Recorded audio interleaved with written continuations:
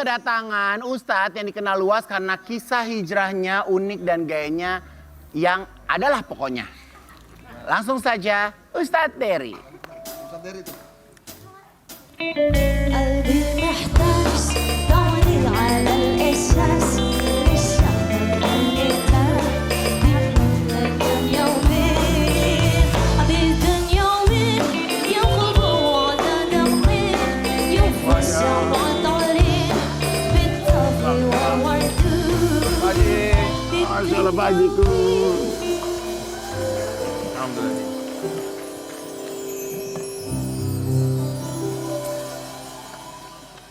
Beratnya nggak main-main. Tapi hati ringan menuju masjid dengan sangat Dengan full semangat. power. Dengan semangat full power. Apa nih maksudnya nih? Kita lihat ya. Oke. Kenapa itu? sebelumnya- Sampai berdua banget itu naik motor. Saya mau nanya dari lubuk hati saya paling dalam. Gimana kabar motornya? Saya udah minta maaf bolak-balik. Tapi dibilang ya nggak apa-apa. Gak apa-apa ya. Karena nggak terlalu berat sih. Ya Allah. Dan itu udah turun beratnya. Udah turun Masya sekarang Pak Allah. Ustadz. Jadi Wen, kemarin Itu kan di aku mana? mampir ke rumahnya Ustadz Dery, bikin podcast. Nah ternyata di belakang di belakang rumahnya itu ada masjid, tapi kehalang tembok. Jadi kita mau ke masjidnya pakai motor. Karena kalau jalan takutnya nyampenya besok. Lambat. Jadi kita naik motor. Nah si Dik udah sholat duluan, jadi mobil dikunci. Jadi ya udah, makanya gue bilang coba dong siapin ontak di situ ya, di depan situ ya. Padahal mah masjidnya di belakang tembok. Belakang tembok. Ya didobrak aja berdua, masa nggak roboh? Lah harusnya kan tenaganya gede gitu. Tapi Ustadz, apa sih keutamaannya kita sholat di masjid dibandingin kita sholat di rumah? Kalau laki-laki memang perintahnya sholat di masjid. Nah itu fadilahnya 27 derajat. Tapi kalau ngitung 27 derajat itu susah. Kan banyak tuh akarnya itu, rusak kalkulator. Nah, maka dimudahkannya 27 kali lipat lah. Nah, jadi kalau sholat sendiri di rumah dapat 1 juta, ke masjid dapat 27 juta. Nah, setiap langkah pun menggugurkan dosa, 1 langkah mengangkat derajat. Kan kalau naik motor tiap putaran rodanya ya, mudah-mudahan. Jadi aku tuh alhamdulillah sudah 26 tahun nggak tinggalkan 5 waktu di masjid. Masya Allah. Karena fadilahnya begitu besar. Rugi bener. Kalau kita, apalagi rumahnya dekat masjid kan. Nah, jadi nggak ada alasan. Allahu Akbar itu, Allah Maha Besar, maknanya Allah tuh lebih besar dari apapun. Kalau lagi aktivitas, kalau bisa tinggalkan. Berangkat ke masjid, itu. Banyak Jadi fadilahnya. kalau misalnya, kan Ustadz kan belum lama tinggal di rumah yang ini dong. Berarti kalau rumah yang sebelum-sebelumnya selalu memang cari rumah yang dekat masjid. Iya, alhamdulillah dapatnya rumah-rumah yang dekat masjid. Lagian berapa jauh sih kalau di Indonesia ini depan, belakang, kanan. Iya benar. Kalau misalkan dekat lokasi kerja kita agak sulit secara jarak masjid, tapi misalkan ada musola. Boleh. Musola boleh, sama atau ataupun beda? nggak ada musola, nggak ada masjid, kita di luar negeri nih. Kita boleh azan di mana aja dan sholat di mana aja. Karena Allah sudah mensucikan bumi ini jadi masjidnya, bebas. Ya di taman kota, di trotoar kan, di mana aja bisa. Ustadz saya mau nanya dong, ini kan kita berizingan menuju puasa boleh ya. Ramadan. Aku mau nanya dong, kalau misalnya kita habis pulang umroh gitu kan, kita habis ibadah tuh di sana.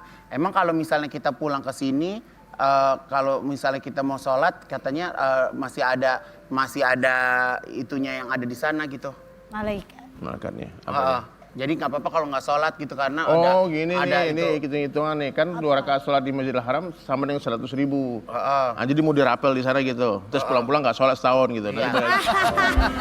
Kamu. Nih, pikirannya begitu. Enggak, soalnya aku pernah ngajak orang sholat. Yuk sholat yuk gitu. Entah gue baru pulang umroh masih ada pahala gue katanya gitu. Makanya terkejut Dede, terkejut ya kan. Ah nggak boleh gitu. Maksudnya banyak kita suka denger kayak gitu kan. Iya. Masih harum-harum umroh, masih ada apa namanya? Masih ada malaikatnya masih Iya, nempel. kayak gitu. Kan bukan berarti kita jadi nggak sholat ya Nah, Ustadz. mesti harus lebih semangat dong pulang dari umroh. Harusnya lebih giat malah ya Pak Betul. Ustadz. Ustadz suruh reka adegan beneran. Astagfirullahaladzim. Oh gitu, ada gitunya. Oh ada isinya gitu. Oke. Ya udah. makanya. Tapi kalau motornya gede kemarin tuh nggak ada masalah. Itu komennya semua kasihan motor. Jadi mesti kita kalau ke masjid itu naik motor. Kalau berdua nih motor yang lebih gede. Ya udah, tapi Ada nggak yang punya? Nggak apa-apa, nanti kan kita di surga motor itu ngikut. Amin ya kan? Besok beli motor yang ini Ustadz yang sampingnya ada tempat duduk tahu kan? Yang zaman dulu. Iya sayang, masuk ke situ nggak bisa keluar nyangkut. Salah lagi. Sayangku. Oke, kita reka adegan deh ceritanya. Ustadz Dery mengajak Igun ke masjid bareng karena Igun gampang capek. Igun memutuskan pinjam motor kepada Ayu karena tetanggaan. Ayu tidak mengizinkan karena motornya masih dicicil. Tapi Igun memaksa Ayu untuk dipinjamkan motornya. Datanglah Wendy sebagai suami Ayu yang kebangun karena berisik di luar. Wendy ngomporin Ayu agar tidak meminjamkan. Ustadz Dery menasihati Wendy kalau tidak boleh mengkompori istri dan harus mempermudah tetangga. Akhirnya Wendy diajak juga ke masjid. Mereka pun naik motor bertiga ke masjid. Di tengah jalan Igun dan Wendy oleng karena cekcok akhirnya terjatuh. Ya ampun, kejadian itu terulang kembali. Masya Allah. Ayo deh. Jadi itu terulang kembali. Oke, kita dari sini ya. Ya. Ustaz, yuk kita ke masjid yuk. Ayo. Kita sholat di sana yuk. Kita naik motor aja yuk. Ah, motor siapa? Aku nggak ada motor. Itu ada motornya Ayu. No, pinjam aja sama Ayu ya. Ya. Kan karena tetangga pasti minjamin lah ya. Assalamualaikum. Salam. Kok Ayu mau minjem motor, mau ke Aduh, masjid. nggak bisa ini motor kan baru. Enak aja mau dipinjem-pinjem. Ntar kalau rusak gimana? Sebentaran aja Bu Ayu mau ke masjid. Yuk. Dikatin lemes sama penonton yuk. Dikatin lemes. Pas lu marah-marah, oh emang ini kan motor baru gini. Dia udah ngomong gini. Ih, lemes banget Ayu mulutnya begitu. Ya, bener. Bu Ayu, Ada mau ke saksi, masjid banyak, ini sama Ustadz Dery. Oh, Pak Ustadz, maaf ya. Soalnya ini Igun, motor laki iya. kita. Bener, kalau motor aku kemarin kan kecil. Kalau ini Ya. kan gede nih, bisa nih. Kita bertiga pun bisa nih. Aduh, nggak bisa Pak Ustadz. Ini motor baru, belum dinaikin Suami malah. Ayu aja ke masjid aja. Kalau enggak gini aja, Bu Ayu ajak aja suaminya Bu Aduh Ayu. ya, ya tanya. Bang, Bang nih, keluar deh. Ada yang Siapa? nyari. Gua bini lu. Jangan ngaku-ngaku ya. Lah emang apa? Ini bini saya ini. Bini saya.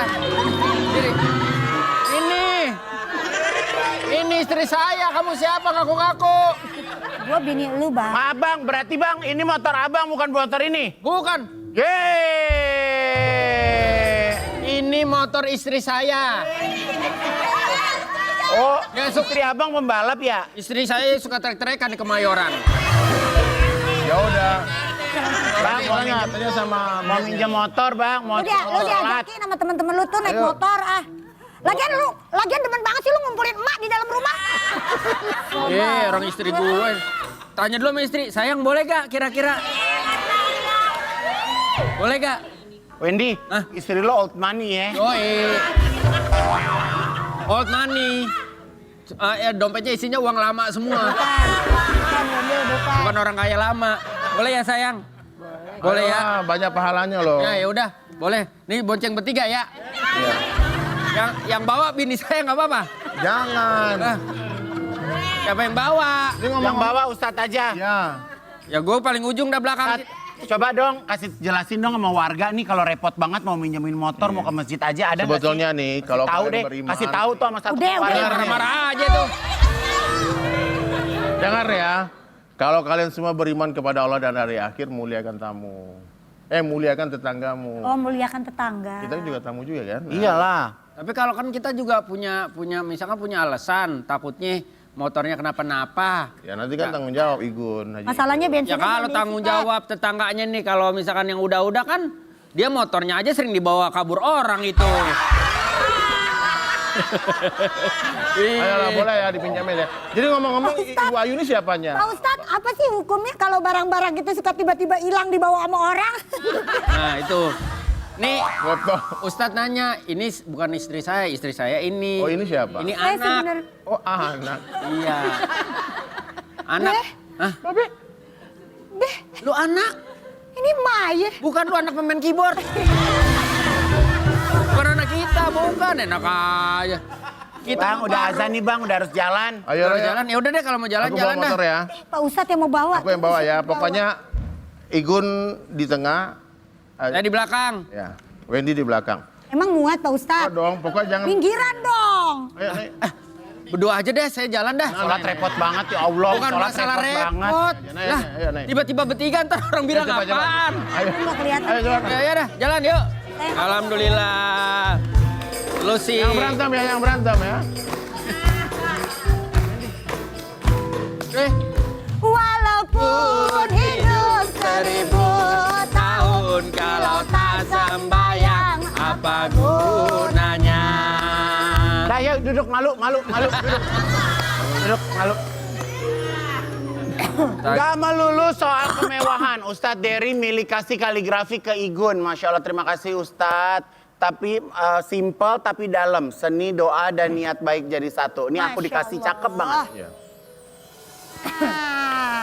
Pak Ustadz, kenapa itu awalnya bisa kepikiran kasih hadiah ke Haji Igun? Iya, kan Kenapa?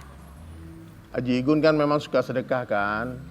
Suka bagi-bagi makan orang, tentu perlu harta. Yang memberi harta kan Allah. Maka aku pikir Haji Igun datang, kalau dikasih duit, duitnya udah banyak. Bener. Mending dikasih lukisan aja. Dan sebetulnya lukisanku tuh value-nya lumayan loh. Iya. Ya pernah dulu orang beli ya. Kan aku kalau jual lukisan Haji, harganya 0 sampai tak terhingga. Ya. Suka-suka aja, kamu mau berapa Seikhlasnya. silakan. Ada orang pernah beli 500 juta. Oh iya. Itu lukisan. Jadi Oh, lukisan buat itu, pembangunan masjid ya? iya itu lukisan itu nanti kalau dari Sulaiman udah nggak ada di dunia itu mahal Ji. Amin insya Allah. Nah, doakan panjang umur lah ya. Ada lagi nggak yang lebih gede takutnya? Ada. nanti. Kamu sayang, nanti kamu dikasih. gimana perasaannya Nggak, dikasih kaligrafi? seneng banget girang. Ini mau nanya nih, bagusnya kalau itu udah aku frame, bagusnya taruhnya di mana? Taruh Letaknya. Di ruang tamu lah. Di Ruang tamu. Oke, insya Allah. Sehingga tamu-tamu datang juga ngelihat kan. Daripada kita panjang-panjang lukisan yang nggak benar kan. Ya. Itu. Udah kamu taruhin figura belum? Ini kan kemarin baru hari Dua hari yang Jumat lalu. dapatnya.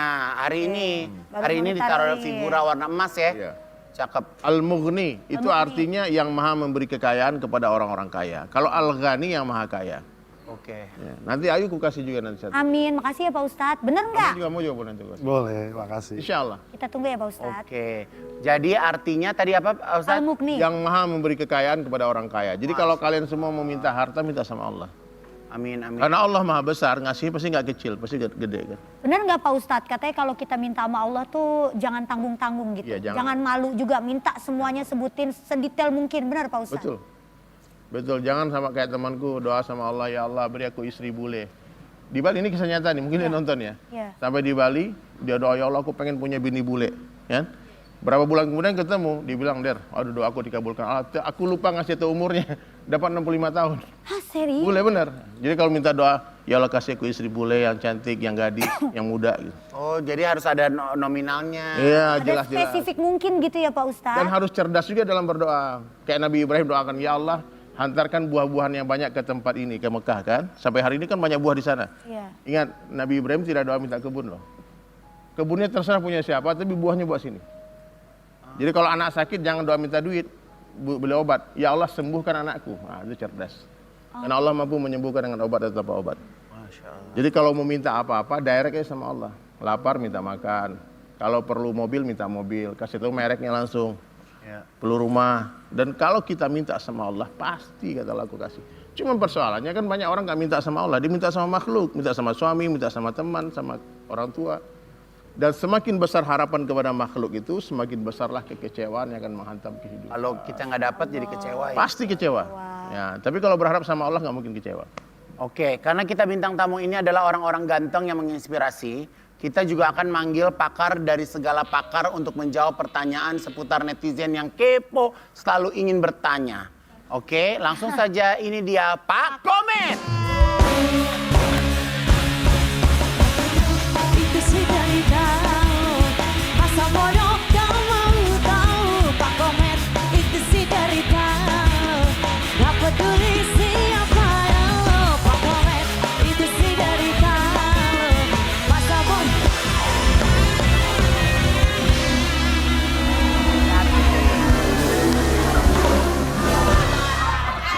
Hati-hati Wendy.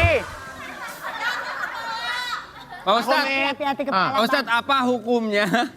Orang lagi sakit disuruh kayak begini apa hukumnya Pak Ustadz? Paksain aja. Assalamualaikum. Salam Pak Komet. Ya. Ada apa sih mau disampaikan ke kita? Ada saya mau pulang aja. Lah.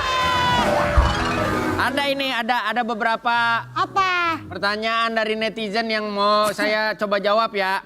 Yang pertama nih.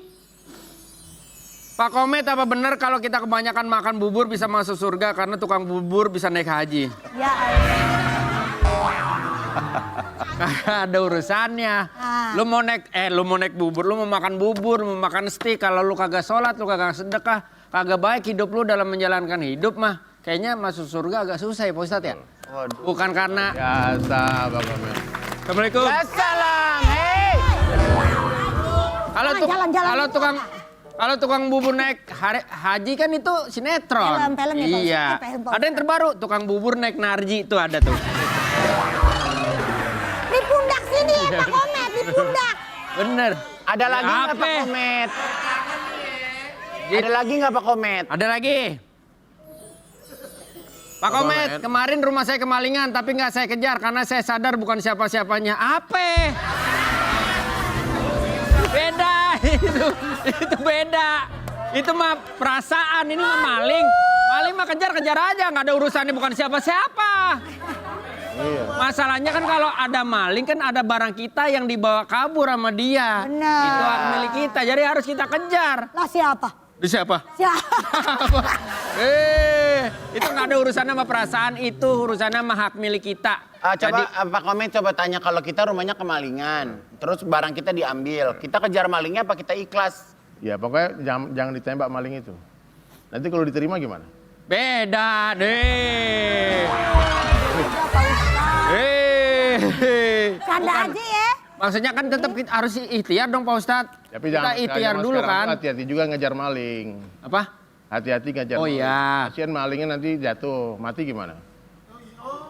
Nggak boleh. Nggak boleh. Kalau ngejar kita juga harus pakai baju culture, Wen. Jadi Betul. biar kekinian. Oh, pelari culture. Lancar kali ya. Nah serius Pak Ustadz beneran ini. Karena Nah. itu hak kita nih. Diambil sama orang. Apakah kita harus ikhtiar dulu untuk Iya. mengambil kembali hak kita? Orang atau yang- udah kita ikhlaskan? Orang yang seandainya dia memperjuangkan haknya, lalu dia terbunuh, dia mati syahid. Jadi kita nggak boleh dong bodoh-bodoh. Kita boleh jadi orang baik, tapi ketika hak kita diambil orang, kita perjuangkan. Oke. Ya, jadi kalau ada maling, tapi saya barusan dapat berita bagus tuh. Ada orang maling gara-gara nggak bisa bayar uang kuliah. Ditangkap polisi, polisinya baik. Ditanya kenapa? Aku orang miskin, nggak punya apa-apa. Malah sama polisi dikasih duit. Dimaafkan, didamaikan. Dibilang lain kali kalau kamu apa-apa, bilang sama saya akan bayar. Daripada nyolong. Iya, Ya Allah. jadi kadang-kadang kita berpikir juga kenapa orang sampai maling di rumah kita. Mungkin karena kita pelit. Iya. Iya, pernah di zaman Sayyidina Umar bin Khattab nih, ada orang yang maling, kemudian ditangkap. Kan dalam Islam hukum maling kepotong tangan kan? Ya. Terus ditanya, kenapa kamu maling? Aku malu minta-minta, aku lapar, anakku lapar sama tetanggaku yang kaya ini. Maka kata hakimnya, sekali lagi tetanggamu mencuri untuk makan di rumahmu, yang kupotong bukan tangan dia tapi tangan kamu. Jadi orang kaya tuh nggak boleh pelit, saya kayak Haji Igun nih, ngasih makan tetangganya 200 ribu. Supaya nggak dimaling kita Supaya kasih. tidak ada. Iya. Apa yang jadi Masya malu? Allah, itu bagus banget. Iya. Iya. Pak Komet mendingan cepet-cepet tobat ya Pak ya. Ah, apa saya? Wih. Cuma bacain. Cepet tobat, ganti gulanya biar nggak diabetes. Ah, yaudah, saya pakai ini juga. Nah, untuk manis kita ada informasi penting nih. Apa sih? Nggak usah komen. Got to money